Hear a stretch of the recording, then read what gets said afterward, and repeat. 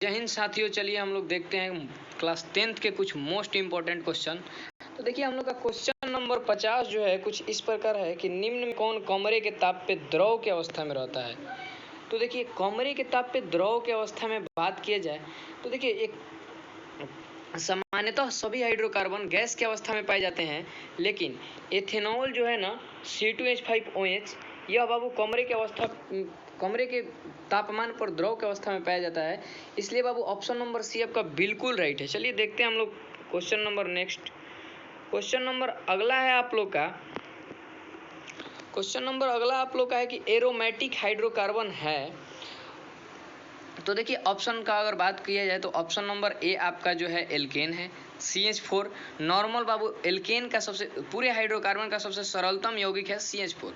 अगला है आपका C2H6 यह बाबू एल्कीन है, सॉरी यह भी एल्केन का ही एक पार्ट है। और आपका जो है ऑप्शन नंबर सी बिल्कुल यहाँ पे राइट है। ऑप्शन नंबर सी बिल्कुल राइट है। C6H6 एरोमेटिक हाइड्रोकार्बन की एक विशेषता है कि यह हमेशा बंद आकृति बनाता है। क्या बनाता है बाबू? बंद आकृति बनाता है। अगला क्वेश्चन हम लोग देखते हैं, कह रहा है कि निम्नलिखित में कौन अक्रिय गैस है। देखिए अगर ऑप्शंस का बात किया जाए तो आपका जो है ऑप्शन नंबर ए है कार्बन, यह एक अधातु है। ऑप्शन नंबर बी जो है आपका हीलियम है। ऑप्शन नंबर सी जो है चांदी है, चांदी भी एक धातु है बाबू जिसका संकेत Ag होता है। और ऑप्शन नंबर डी जो है एक हाइड्रोजन, यह एक बाबू क्षार धातु के साथ साथ यह कभी कभी अधातु का गुण भी दर्शाता है, लेकिन इसको बाबू एस ब्लॉक के अंतर्गत रखने के वजह से इसको क्षार धातु माना जाता है। तो यहाँ पे ऑप्शन नंबर बी आपका बिल्कुल सही है। चलिए अगला क्वेश्चन हम लोग देखते हैं कि निम्नलिखित में कौन उप धातु है। तो देखिए कॉपर एक धातु है जो कि जिसे बाबू तांबा के नाम से हम लोग जानते हैं। निकेल भी एक धातु है। ऑप्शन नंबर बी आपका जो है निकेल भी एक धातु है। और ऑप्शन नंबर डी जो है फेरस, लोहा के बारे में आप लोग जानते हैं कि लोहा एक क्या है बाबू? धातु है। यहाँ पे ऑप्शन नंबर सी आपका बिल्कुल सही है। अगला क्वेश्चन हम लोग का कह रहा है बाबू, अगला क्वेश्चन हम लोग का कह रहा है कि निम्नलिखित में किस धातु को चाकू से आसानी से काटा जा सकता है। तो देखिए एल्युमिनियम अगर ऑप्शन का बात किया जाए तो ऑप्शन नंबर ए आपका एल्युमिनियम है जो कि कठोर होता है, इसको चाकू से आसानी से नहीं काटा जा सकता है। मैग्नीशियम भी बाबू कठोर होता है। और कॉपर का बात किया जाए तो बाबू देखिए कॉपर का वायर वगैरह आपके घर में यूज होता होगा, यह भी बाबू चाकू से आसानी से नहीं काटा जा सकता है। लेकिन यहाँ पे ऑप्शन का बात किया जाए तो ऑप्शन नंबर बी आपका बिल्कुल सही है, क्योंकि सोडियम को बाबू चाकू से आसानी से काटा जा सकता है। चलिए अगला क्वेश्चन हम लोग देखते हैं कि दो न्यूरॉनों के संपर्क बिंदु को क्या कहते हैं बबुआ, क्या कहा जाता है। ऑप्शन नंबर ए आपका है सिनैप्स। ऑप्शन नंबर बी है लिगामेंट। तो लिगामेंट देखिए हड्डियों के जोड़ को कहा जाता है। मेनिजस, एक्सॉन जो है एक न्यूरॉन का बाबू पार्ट है। और यहाँ पे बात की जाए ऑप्शन का तो ऑप्शन नंबर ए आपका बिल्कुल सही है कि सिनैप्स, जहाँ पे जिस स्थान पे बाबू दो न्यूरॉन जुड़ते हैं उसे सिनैप्स कहा जाता है। अगला क्वेश्चन कह रहा है कि इनमें कौन प्रकाश संश्लेषी अंग है। ऑप्शन का अगर बात की जाए तो ऑप्शन नंबर ए आपका हरित लवक, बी जो है आपका ग्राना, सी जो है पत्ती, सी है बाबू आपका पत्ती, और डी जो है अस्ट्रोमा यानी कि अस्टोमाटा कह रहा है। यहाँ पे अगर ऑप्शन का बात किया जाए तो ऑप्शन नंबर सी आपका बिल्कुल सही है। चलिए अगला देखते हैं हम लोग कह रहा है क्वेश्चन हम लोग का कि मनुष्य की शरीर की सबसे बड़ी ग्रंथि। तो देखिए सबसे बड़ी ग्रंथि का बात किया जाए तो अग्न्याशय यह तो नहीं है बाबू, अंडाशय यह भी नहीं है, एड्रीनल एक ग्लैंड होता है वो भी नहीं है। तो देखिए बाबू यहाँ पे अगर बात की जाए तो ऑप्शन नंबर ए आपका बिल्कुल सही है। मानव शरीर की सबसे बड़ी ग्रंथि यकृत को माना गया है, जिसका वजन बाबू 1.5 kg होता है। अगला क्वेश्चन कह रहा है हम लोग का कि पादप में जाइलम उत्तरदायी है। ऑप्शन नंबर ए कह रहा है जल के वहन के लिए, बी कह रहा है हम लोग का भोजन के वहन के लिए, सी कह रहा है अमीनो अम्ल के वहन के लिए, डी कह रहा है ऑक्सीजन के वहन के लिए। तो देखिए ऑप्शंस का यहाँ पे बात किया जाए तो ऑप्शन नंबर ए आपका बिल्कुल सही है। जाइलम से केवल जल का परिवहन होता है। जाइलम से क्या होता है बाबू? जल का परिवहन। अगला क्वेश्चन कह रहा है बाबू, अगला क्वेश्चन हम लोग का कह रहा है कि अंडाणु निषेचित होता है। अंडाणु निषेचित होता है। तो देखिए यहाँ पे अंडाणु का निषेचित होने का जहाँ तक बात है, ऑप्शन का अगर बात किया जाए तो ऑप्शन नंबर ए हम लोग का है योनि से, बी गर्भाशय में, सी है फैलोपिन नलिकाएं में और डी है अंडाशय में। तो देखिए यहाँ पे ऑप्शन का बात किया जाए तो ऑप्शन नंबर सी आपका बिल्कुल सही है। चलिए अगला क्वेश्चन हम लोग देखते हैं कि मनुष्य में नासिका छिद्र, लैरिक्स, ट्रैकिया तथा फेफड़ा मिलकर जो तंत्र बनाते हैं। तो देखिए नासिका अगर बात किया जाए बाबू तो उत्सर्जन में भाग लेता है, बिल्कुल सही बात है। उत्सर्जन में बाबू ये क्या करता है? CO2 कार्बन डाइऑक्साइड का उत्सर्जन करता है। लैरिंग्स लेकिन बाबू देखिए ना भोजन को अंतर्ग्रहण में सहायक होता है, इसके साथ साथ बाबू हवा के अंतर्ग्रहण में भी सहायक होता है। ट्रैकिया जो हम लोग का होता है बाबू, यह भी हवा के अंतर्ग्रहण में सहायक होता है। और फेफड़ा जो होता है बाबू, पूर्णतः बाबू आपका श्वसन में सहायक होता है। अगर ऑप्शंस का बात किया उत्सर्जन तंत्र, ऑप्शन नंबर ए आपका उत्सर्जन तंत्र, बी है पोषण तंत्र, सी है श्वसन तंत्र और डी है बाबू आपका जनन तंत्र। तो देखिए आपका यहाँ पे ऑप्शन का बात की जाए तो ऑप्शन नंबर सी बिल्कुल सही है। ऑप्शन नंबर सी बिल्कुल सही है, श्वसन तंत्र। अगला क्वेश्चन हम लोग का कह रहा है बाबू, अगला क्वेश्चन हम लोग का कह रहा है कि रंध्र किन कोशिकाओं से घिरे होते हैं। देखिए रंध्र किन कोशिकाओं से घिरे होते हैं। यहाँ पे अगर बात की जाए बाबू तो यह देखिए हमारे कॉपी का एक नोट है, हम लिखवाए होंगे कि जितने भी स्टोमाटा होते हैं द्वार कोशिकाओं से घिरे होते हैं और इन्हीं पे बाबू इनका खुलना और बंद होना निर्भर करता है। चलिए अगला क्वेश्चन दिखा जाता है हम लोग। अगला क्वेश्चन कह रहा है कि श्वसन की क्रिया में खाद्य पदार्थों का क्या होता है। श्वसन की क्रिया में खाद्य पदार्थों का क्या होता है? तो देखिए श्वसन की क्रिया में खाद्य पदार्थों का संश्लेषण होता है, ऑप्शन नंबर ए है, बी है दहन होता है, सी है विघटन होता है। तो देखिए यहाँ पे ऑप्शंस का बात किया जाए तो ऑप्शन नंबर सी आपका बिल्कुल सही है कि विघटन होता है। एक रूप से ऊर्जा का दूसरे रूप में हम लोग क्या करते हैं बाबू? विघटित कर देते हैं।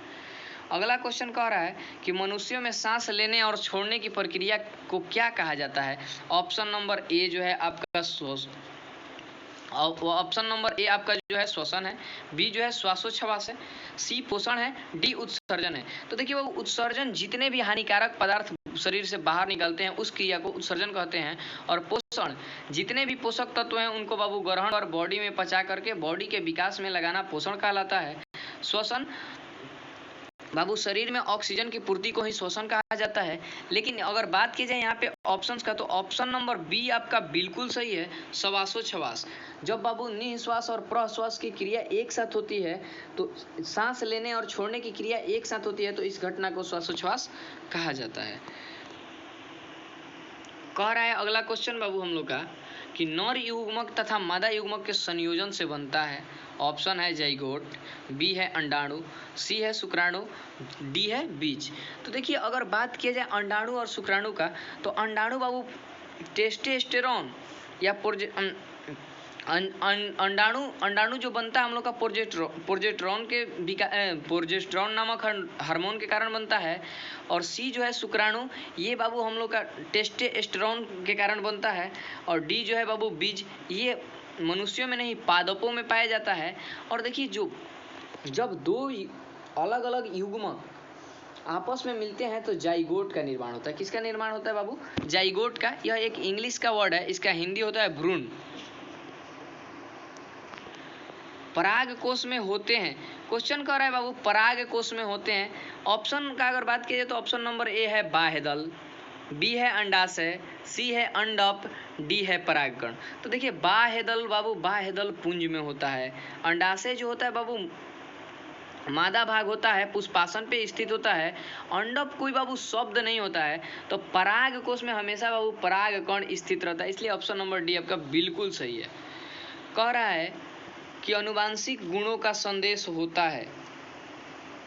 आनुवांशिक गुणों का संदेश होता है। अगर यहाँ पे बात की जाए ऑप्शन का, तो ऑप्शन नंबर ए है डीएनए के अणुओं में, जीव द्रव्यों में, तंत्रिका में, मस्तिष्क में। तो जहाँ पे बाबू अनुवांशिक का बात हुआ, आंख मूंद के डीएनए वाला ऑप्शन आप टच कर लीजिएगा। बिल्कुल सही ऑप्शन नंबर ए है आपका। मानव हृदय घिरा हुआ होता है। कह रहा है आपका क्वेश्चन कि मानव हृदय जो है किस प्रकार की झिल्ली से घिरा होता है। मानव हृदय जो है किस प्रकार की झिल्ली से घिरा हुआ होता है। तो यहाँ पे देखिए ऑप्शन नंबर, अगर ऑप्शन का बात किया जाए, देखिए जितने भी option, 3 option B C D option है, जाइलम, फ्लोएम, ये जो है पादपों में पाया जाता है, यह मनुष्यों में नहीं पाया जाता। और मानव हृदय बाबू मनुष्यों में पाया जाता है। यहाँ पे आपका ऑप्शन नंबर ए बिल्कुल सही है। पेरिकार्डियम नामक झिल्ली से मानव हृदय घिरा होता है। अगला क्वेश्चन हम लोग का कह रहा है कि हाइडिला के पौधे में रंध्र कहाँ पाए जाते हैं। ऑप्शन का अगर बात किया जाए तो ऑप्शन कह रहा है हम लोग का ए पत्तियों में, बी तना में, सी पत्तियों या तना दोनों में, और डी है इनमें से कोई नहीं। तो यहाँ पे ऑप्शन नंबर डी आपका बिल्कुल सही है। चलिए क्वेश्चन अगला देखते हैं हम लोग। अगला क्वेश्चन कह रहा है, अगला क्वेश्चन, एल्युमिनियम पर मोटी ऑक्साइड की परत बनाने की क्रिया कहलाती है। एल्युमिनियम पर मोटी ऑक्साइड की परत बनाने की प्रक्रिया क्या कहलाती है। तो देखिए एल्युमिनियम पे यहाँ पे अगर ऑप्शन का बात किया जाए ना बाबू, ऑप्शन का अगर बात किया जाए, ऑप्शन ए जो है आपका जस्तीकरण है, बी एनोडीनीकरण है, सी जो है आपका समृद्धिकरण है, और डी जो है बाबू आपका है इनमें से कोई नहीं। तो यहाँ पे अगर ऑप्शन का बात किया जाए तो ऑप्शन नंबर बी आपका बिल्कुल सही है बाबू। ऑप्शन नंबर बी आपका बिल्कुल सही है। अगला क्वेश्चन हम लोग का कह रहा है कि विद्युत ऊर्जा का व्यापारिक मात्रक क्या है। तो देखिए व्यापारिक मात्रक जो है बाबू विद्युत ऊर्जा का, देखिए ऊर्जा का अगर बाबू विद्युत शक्ति का मात्रक का बात किया जाए तो ऑप्शन नंबर ए आपका बिल्कुल सही है, वाट, ठीक ना।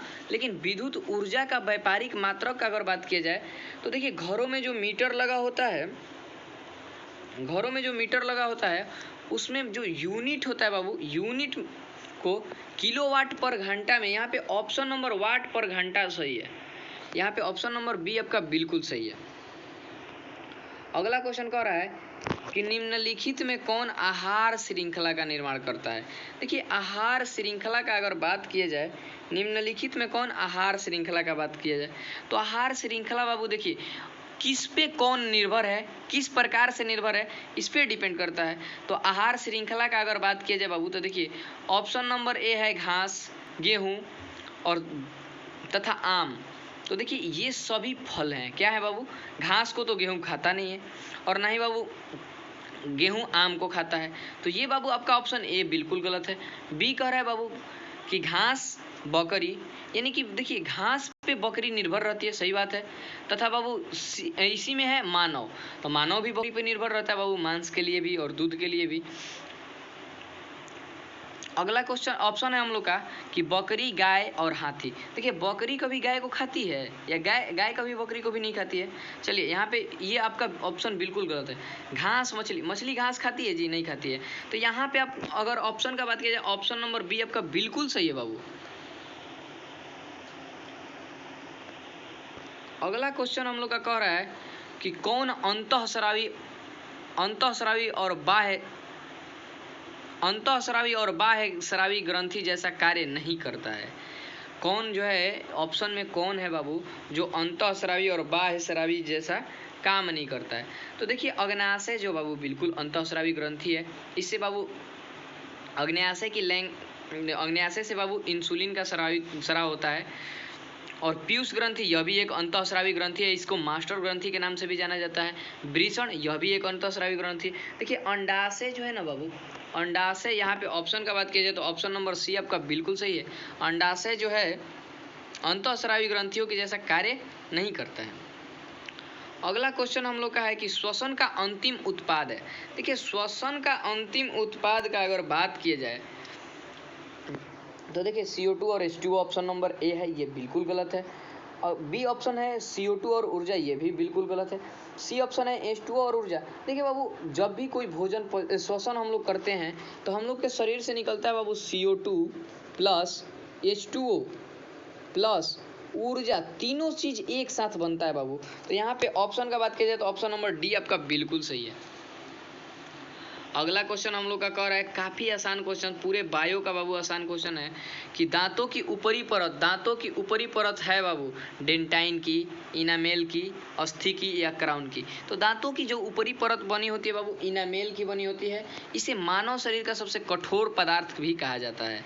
मानव शरीर का सबसे कठोर पदार्थ इनामेल होता है। अगला क्वेश्चन है हम लोग का कि आहार नाल का सबसे लंबा भाग। देखिए बाबू, जहाँ पे लंबा का बात आता है, आहार नाल का जहाँ सबसे लंबा भाग का बात आता है तो छोटी आंत ऑप्शन सही होता है, लेकिन अगर बाबू मोटा का बात आता है तो बड़ी आंत सही होता है।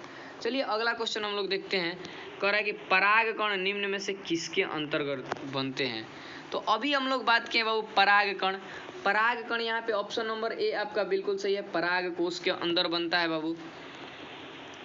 देखिए अगला क्वेश्चन कह रहा है कि चालनी नलिकाएं पाई जाती है जंतुओं में, बिल्कुल गलत ऑप्शन है। बी है जाइलम में। देखिए यहाँ पे जाइलम जो है बाबू ये भी बिल्कुल गलत है। जो चालनी नलिकाएं होती हैं बाबू फ्लोएम में पाई जाती है। कहाँ पाई जाती है? फ्लोएम में पाई जाती है। आरबीसी की जीवन अवधि, काफी आसान क्वेश्चन। आरबीसी की जीवन अवधि देखिए यहाँ पे ऑप्शन नंबर ए आपका बिल्कुल सही है, 120 दिन।